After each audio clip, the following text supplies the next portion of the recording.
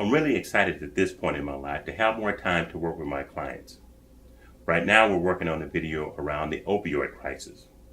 It's estimated that 139 people die each day from opioids. As part of this production, I got a chance to sit down and talk to William Ruzzamenti, who's the director of the local HIDTA.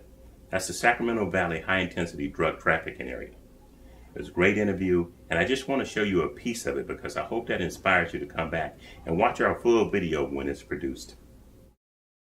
And then I went to law school for a period of time, and I went to work at the Children's Receiving Home here in Sacramento while I was going to law school.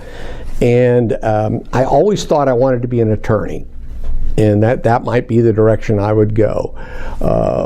But then while I was going to law school, and I saw the kids that came into the Children's Receiving Home, and the vast majority were there not for anything they did wrong, but because their parents either did something to them or couldn't take care of them.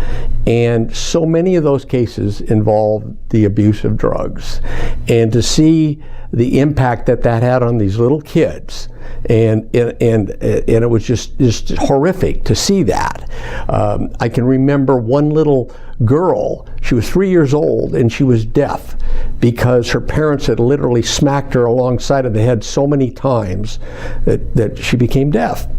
And I actually went home several times and tried to get my wife to agree to adopt this child because I felt so bad for her. And she was in an environment where it was a transient one at best, and these kids are passing through, and she couldn't communicate with anybody. And so that broke my heart. And then eventually a kid got there who was also deaf, and it was just wonderful to see them interact. And she was taken into a foster home, and she got care. But again, her parents were abusers of methamphetamine way before methamphetamine was even a cultural thing.